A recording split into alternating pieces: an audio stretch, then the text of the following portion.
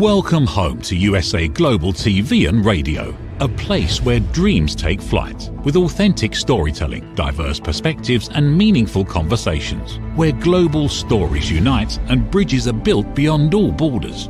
Discover world-class education, entertainment, hope and inspiration. Together, we're building bridges worldwide. Subscribe to our channel, USA Global TV. Download our app, USA Global TV. Be our guest or join our team. Visit usaglobaltv.com. Thanks to our founder and executive producer, Dr. Jacqueline Kerbeck. Music score by Yeffy Tang from Cloud Road Music.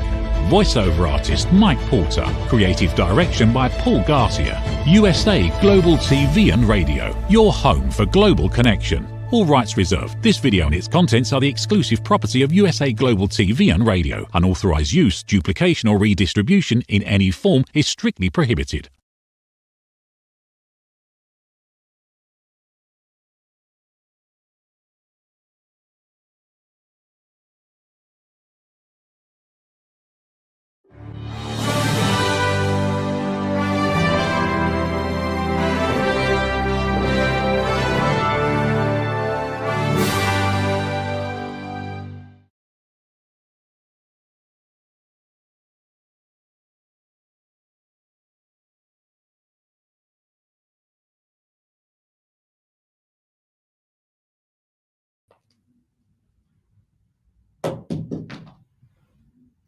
Hello and welcome back, my lovely audience. I'm Dr. Alkistis Agio, presenting to you from live Athens, Greece, where I share Greek philosophy, my three-step method to help you transform fear into freedom.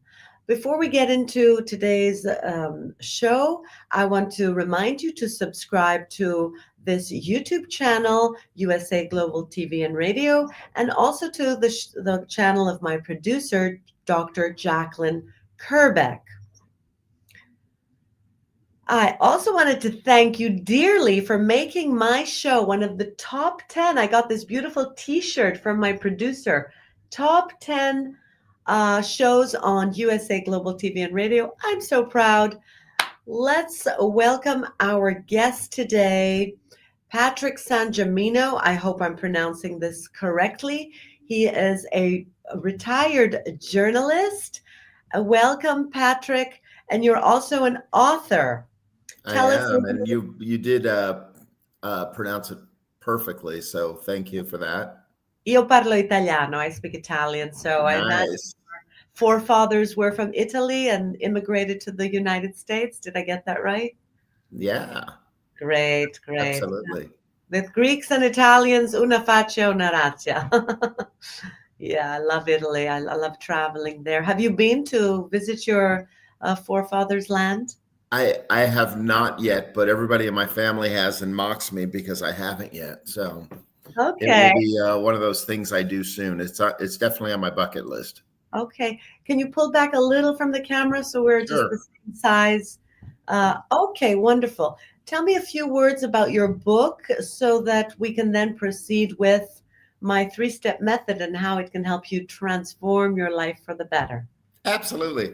Well, you know what? I'm going to move a little bit so that window is not in the background. So, are you still there? All right. So, the name of the book is Dogs Chase Cars, and it is basically about the downturn of the newspaper industry through the eyes of a longtime columnist, newspaper columnist, who's driving to work one day expecting to lose his job in a mass layoff. Mm-hmm.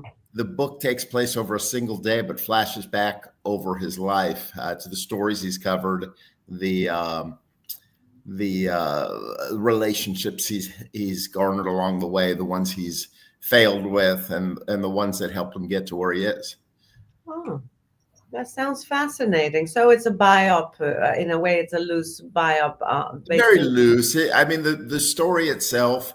There's a lot of me in it, but the story itself is fiction. Mm-hmm. Yeah, of course. They're loosely based on, like many authors do. Yeah.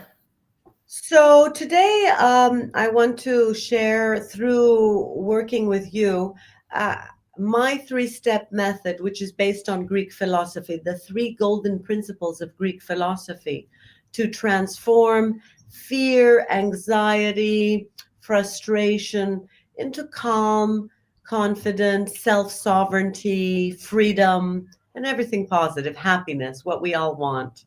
So, are you ready to get started? Yeah, absolutely. If you could do all of that, I will. This would be the best 40 minutes spent of my life.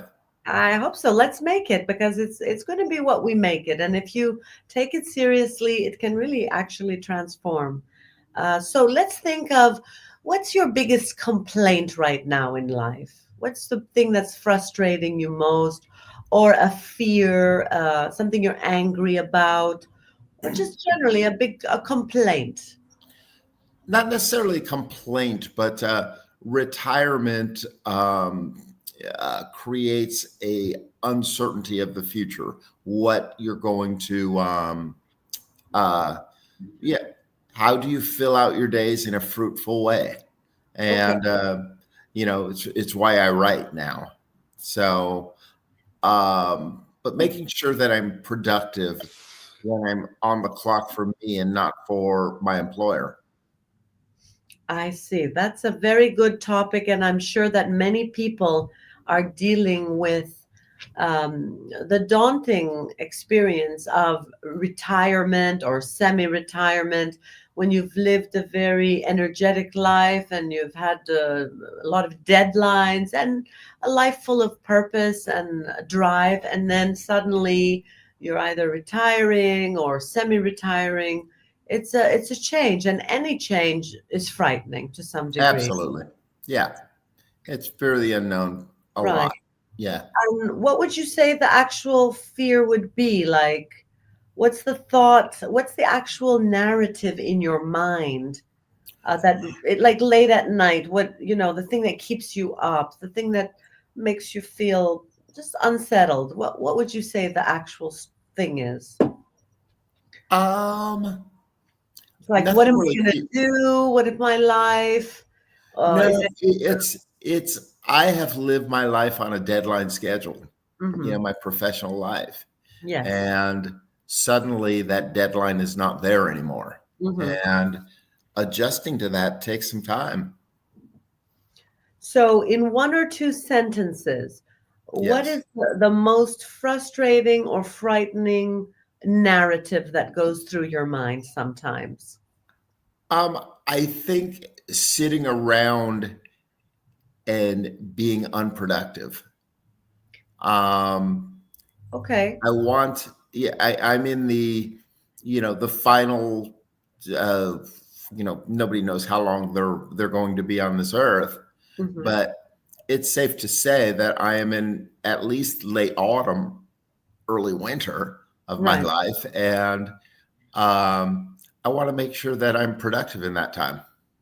Okay. So, what would you say deep down inside? I'm afraid that. I'm afraid that I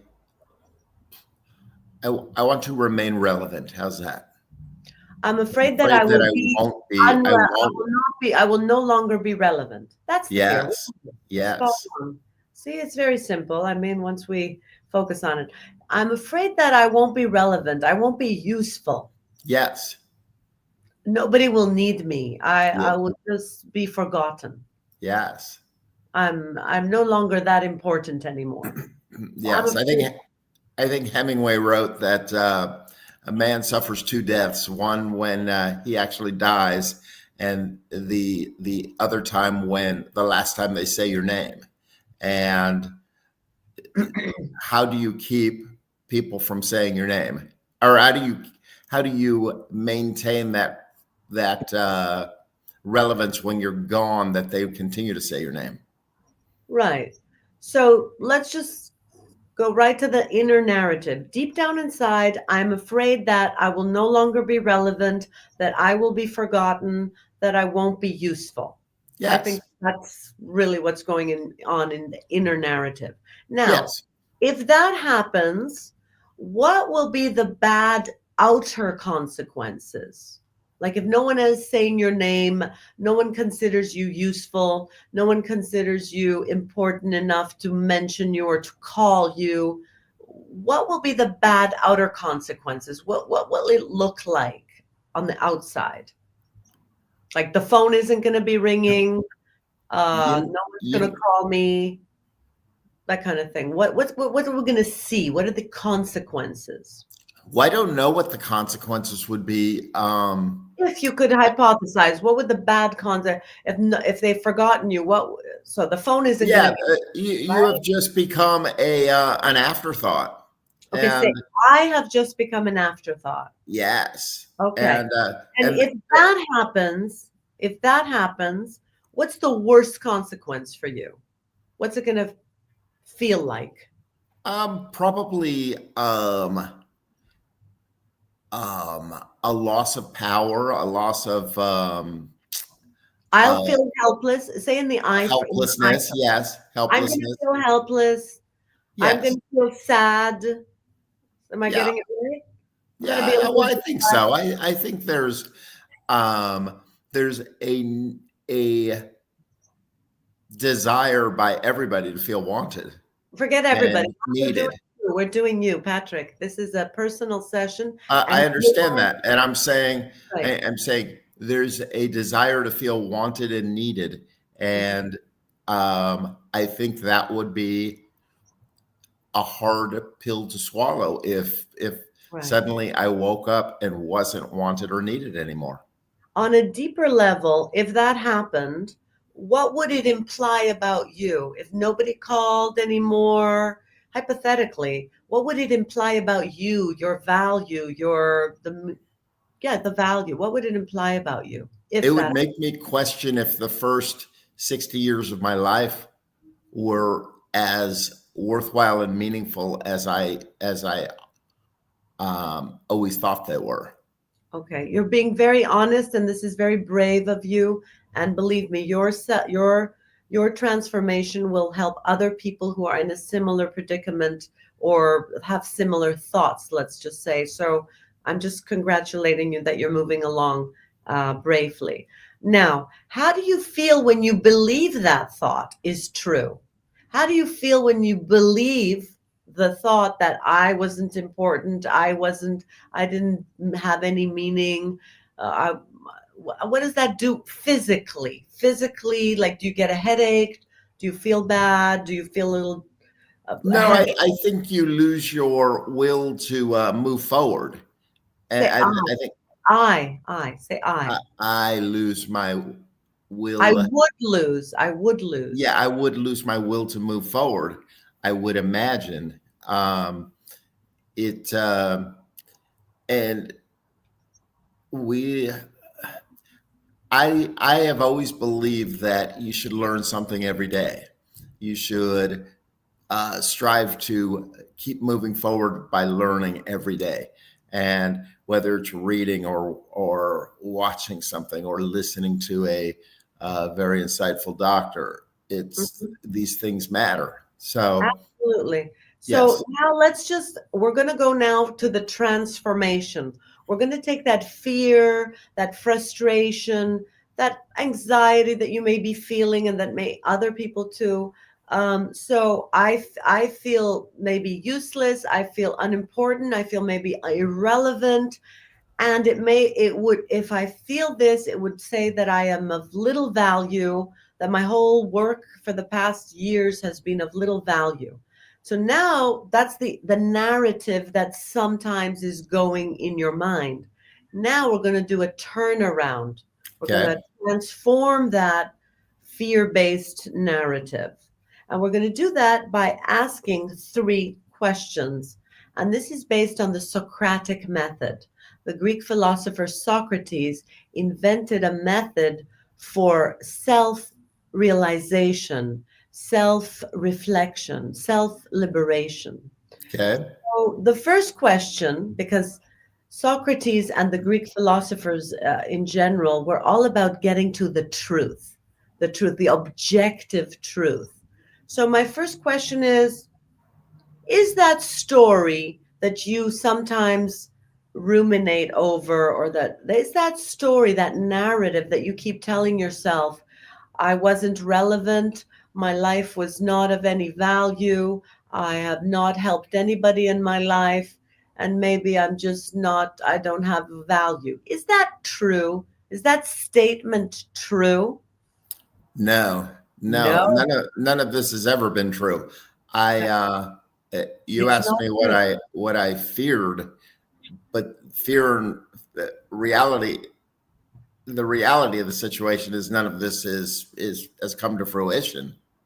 Exactly. So sometimes we dramatize, sometimes we generalize, sometimes we over personalize. And so we tell ourselves lies. It's self-deception, Socrates would say. So these thoughts that you have sometime of, I haven't been useful, my life hasn't had any value. This is a lie that you sometimes tell yourself. This is what Socrates would say. And so that's the first question. So we've determined that those thoughts are not true. Okay, that's the first step of stepping back and not allowing the thoughts that you have sometimes, not allowing them to be so affecting you. So that's the first leap you've made, is realizing and recognize that no, it's not true. I have had a worthy life. I have been useful. Some people still will consider me relevant. There are people who love me, and I believe in what I've done, and I stand for what I've done. So the second question now is it kind? If you continue to ruminate on such thoughts or repeat these thoughts, is that a kind thing to do to yourself? Would that be a kind thing if you keep repeating those thoughts to yourself? Is it No, it's causing self harm and self. Uh, you're you are say just I sometimes? I am blowing up the I am blowing out of proportion everything to a point where it's not real. It's self Lowers your defeating. energy. It's self defeating. And imagine someone else were to tell you those things. You'd probably say, go away. I'm not going to listen to you. That's very mean of you to say. And yet sometimes we do it to ourselves with our thinking. Isn't that so? Absolutely. And so the last question is based on the Greek word logos. Logos is the root of the word logic. And it says, is it useful? Like, logically speaking, if I continue to have such thoughts, like I haven't been useful, I am of no value, I'm irrelevant, nobody cares about me. Is it useful to have such thoughts? No, it's not useful. It's not useful.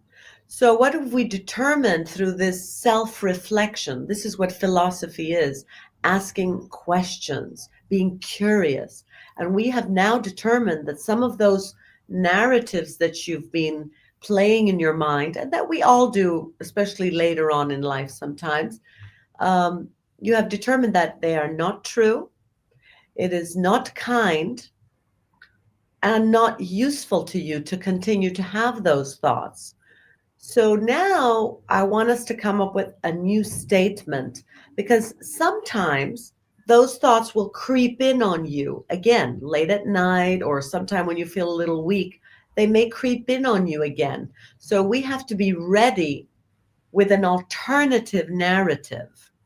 So let's see. Now you're an author, so it should be quite easy for you to craft a new narrative for yourself, so that when the old voice, the old program comes in and says, you're not very useful, you haven't been relevant, nobody cares anymore, what new thought, what confirmation, what new narrative can you feed yourself? Well, I set goals for myself every day, and they're far different than the deadlines that I was required to adhere by in the workplace. So the goals become more self-inflicted and or self-policed, I should say.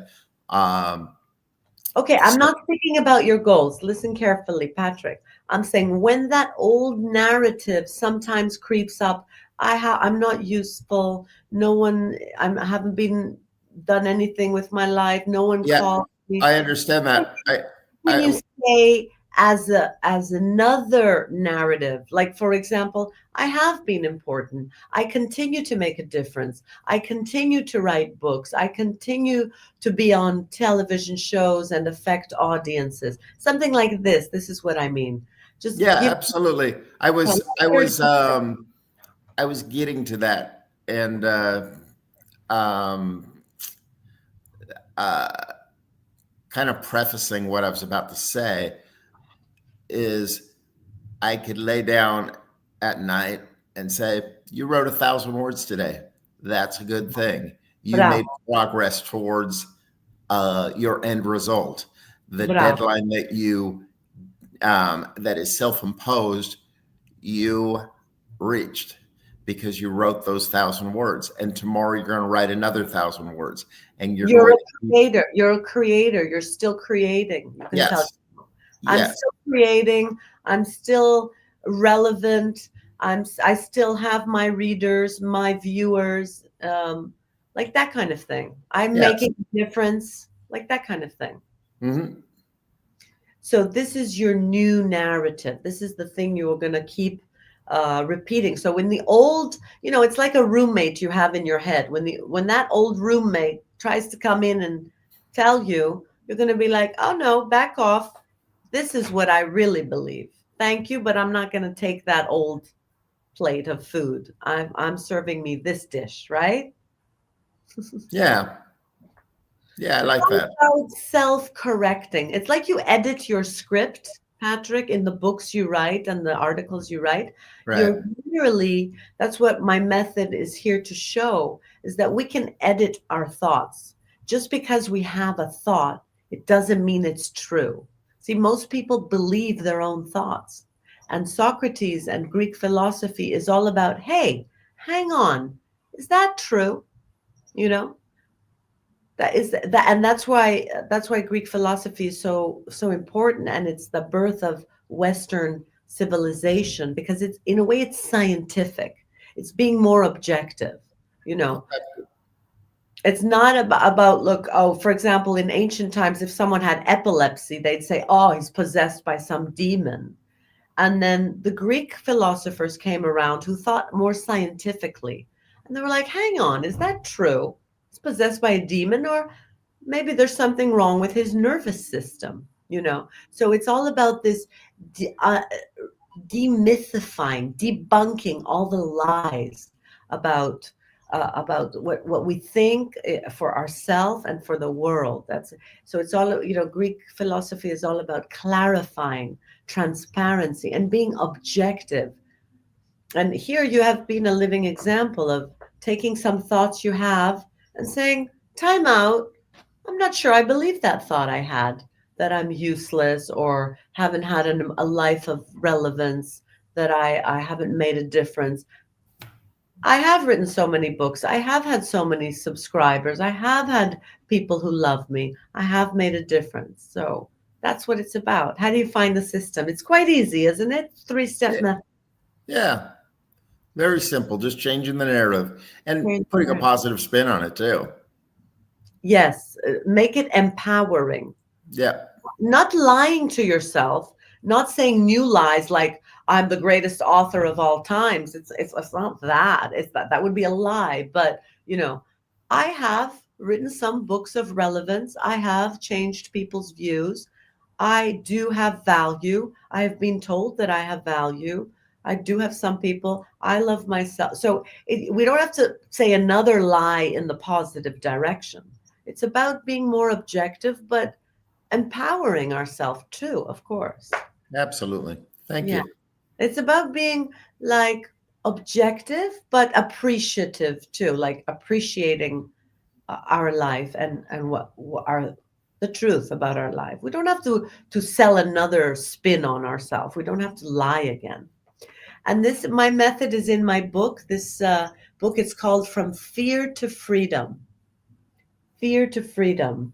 The Three Golden Principles of Greek Philosophy for Happiness. So I just want to thank you for joining. I believe, are we coming to an end? I'm not sure timing wise. Let me check. I can't see the timer really.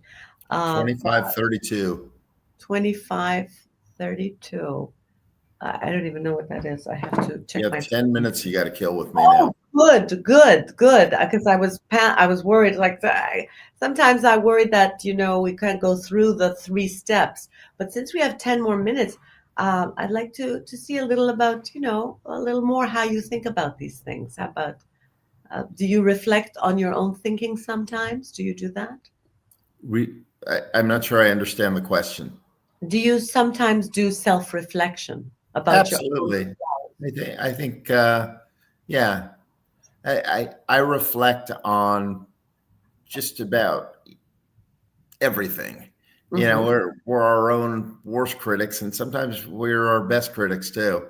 And the one thing that I've learned in the last few years is that it's important to take time to celebrate your victories and not just dwell on your defeats. So, yeah, I do. I do that a lot. I mean, as a reporter, what kind of topics did you report on? As a sports reporter, I don't know I don't know how much you know about sports and American sports being in Greece and everything, but American football is a big deal, and I was given the privilege of writing about American football as a beat reporter for 8 years. So that was a lot of fun and an honor. I'm sure. And you must have had many readers and many followers in that. I had a few. Good. And so, as a reporter, already you have practiced this skill of pulling yourself out of the scene and reporting like the facts. Yes. So that's already you developed that skill of objectivity. Objectivity, absolutely. And trying to find both sides to a story. So if somebody tells you one thing, going to somebody else who might see it differently and see where the differences are, and then finding a balance in the story.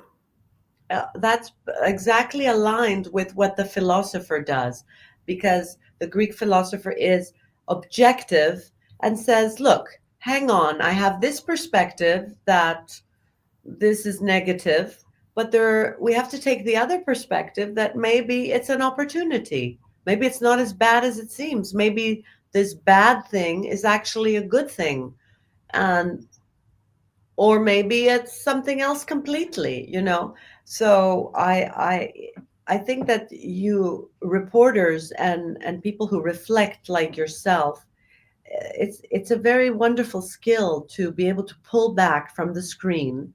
And I don't know if you know this famous diagram of the old woman and the young woman. A lot of people in this picture, they Oh, see yes, an yes. old woman, and then some people see the young woman. And that's really, in a nutshell, this idea of, in the same reality there are many interpretations.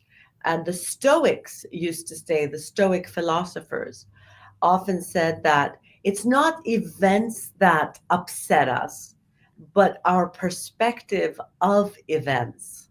That's what makes us miserable. It's our perspective of the event. And so we have to free ourselves from our own perspective and get what's called the bird's eye view, the helicopter view. Right. This is what philosophy offers, and this is what journalism offers. So Absolutely. philosophy and journalism, there's that intersection, because you're looking for the truth. Yes. No, that's a great way of putting it. Um, Objectivity is the root of what we do, and seeking objectivity and fairness and telling a story. It's not your story, it's somebody else's story. That's what we're charged with doing. And there's great responsibility that comes with that. and doing it fairly and honestly, and the way it should be done with care. Absolutely. So all I'm doing with my method, my 3-step method, is saying a little become like a reporter, reporting on yourself. Approach yourself with curiosity as if you're discovering yourself for the first time, because you have a certain idea of who you are, but you can be so much more, or just generally you can see your reality differently. That's what I'm trying to promote, a freedom of thinking. Well, and I talked about learning something each day. I was honored to and privileged to work in a business where every story I undertook, I Hmm. learned something new each day, because you talk to people and you learn a new perspective, or you learn something you never knew about with a topic. And those sorts of things allow you to grow as a person, because now you have at least a rudimentary knowledge of something you never knew before. And it's amazing how we can keep learning our whole life long, and this keeps us young too. It keeps us curious, and we can always be learning. I mean, some people learn to play the piano at 70, you know what I mean, or 80 even. I've seen people acquire whole new skills, and this is intriguing. Even our brain, the experts say, the neuroscientists tell us that we are creating new synapses in our brain when we keep learning new things. So the brain, we can keep upgrading the software and even the hardware of our brain as we keep learning. So we are have only ourselves to blame if we are feeling older and without use and purpose, because now especially there's so much learning available. The YouTube for free, there's online courses. You can even join a Harvard University course for free, you know. So everything's at our fingertip. It's up to us to want to use it, to apply it. So I think you're a great example, Patrick, of a person who likes to renew and evolve, and you're curious about life, and that makes you a young soul in a way, isn't it? Well, thank you. I appreciate that. I've always considered myself a young soul in that way. Yeah. I kind of approach everything as with childlike curiosity, and sometimes it's okay to play dumb if you really don't know what you're talking about, and just say, Sure. "Take me through this thing," and I have no idea what the process is, and asking them to start at step one for you, and they appreciate the fact that you're taking that much care to get it right and to understand what they're Of course. uh, trying to convey. What did they say in Zen? Beginner mind. Maintain the beginner mind. Be open to new ways of thinking, new learning possibilities. Beginner Yes. mind.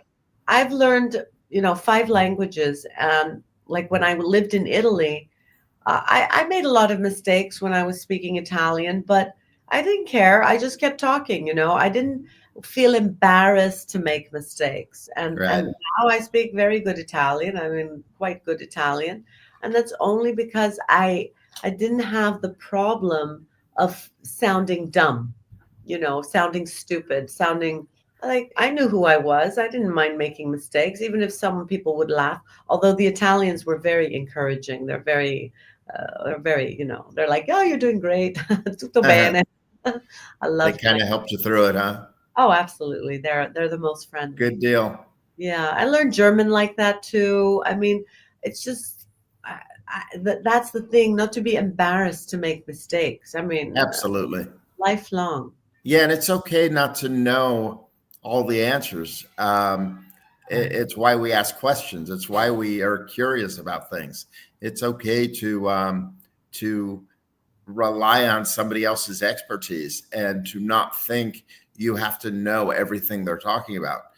And that's one of the uh, that's a skill in itself, is realizing what you don't know. Right. And let me uh, close here our beautiful conversation with a quote of Socrates, the great philosopher, when he was told by the Oracle of Delphi that he's the wisest man in all of Greece. He said, "The only thing I know is that I know nothing." So it takes that modesty.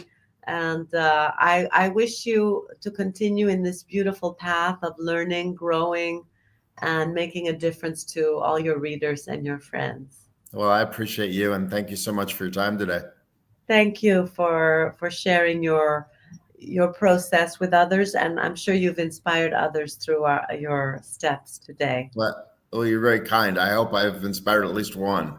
Of course. So I want to also invite every one of my viewers here to join on my group coaching every Thursday. And you can find that on my website, dragio.org. And if you want to join my group coaching, go to my website, and it's an exclusive group coaching, and I can answer your questions one-on-one, and you can participate in this wonderful learning and healing community that I've created. Live streaming from Greece every Thursday at this time. Thank you so much for watching, and make sure you've subscribed to this channel, USA Global TV and Radio, and to Dr. Jacqueline Kerbeck's channel, my producer, who I love so much. And thank you again for watching.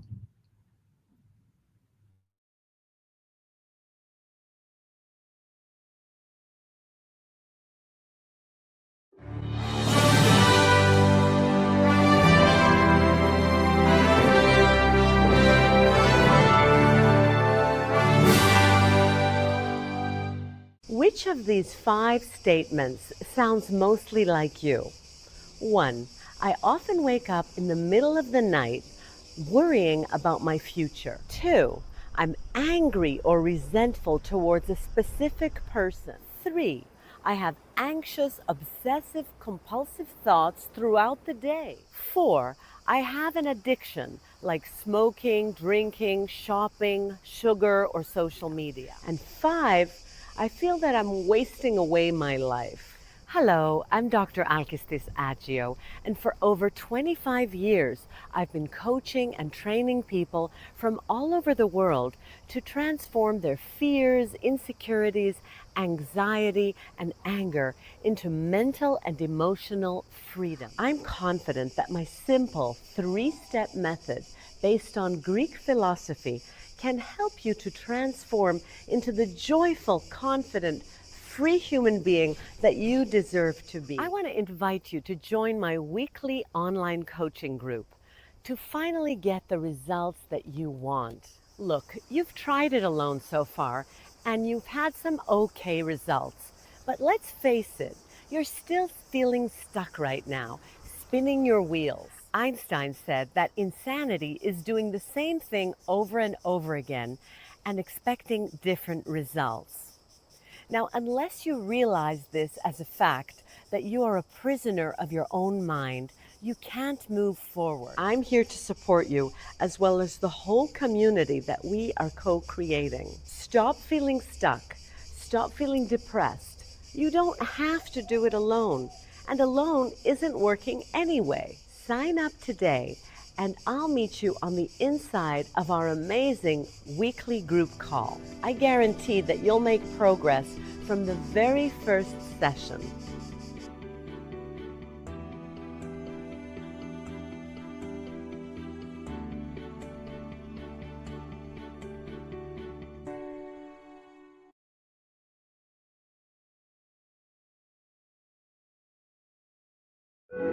In a noisy world, true connection begins with listening. Elevated listening transforms every conversation in just 5 simple steps. Pause and breathe. Set your intention. Listen with curiosity. Reflect back. Agree on one next step. Join the Listening Mentor on Let's Finally Talk with Dr. Jacqueline Kerbeck, the Listening Mentor, where we help you find inner peace, one conversation at a time. Streaming every day. Let's Finally Talk TV show with Dr. Jacqueline Kerbeck, only here on USA Global TV and Radio. Subscribe to our YouTube channels to watch and engage with all our content.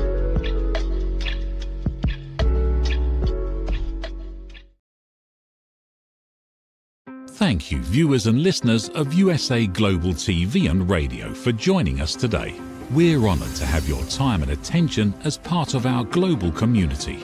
At USA Global TV and Radio, we believe in the power of authentic conversations, meaningful connections, and creating a world of possibilities together.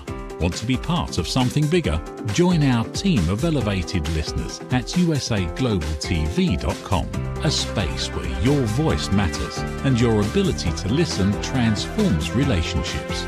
Stay connected with us across all our platforms for thought-provoking discussions, expert insights, and empowering stories. Subscribe to our channels at youtube.com/c/USA Global TV. Follow us on social media and explore the endless opportunities we're creating for growth, learning, and inspiration. Together, we're not just broadcasting, we're building bridges and changing lives one conversation at a time. For inquiries, contact us at info@usaglobaltv.com. Music by Johnny Dyes. Produced by Executive Producer and Director Dr. Jacqueline Kerbeck. Voiceover by Mike Porter. Creative Direction by Paul Garcia. All rights reserved. Copyright 2025. Visit usaglobaltv.com to view our full terms and conditions.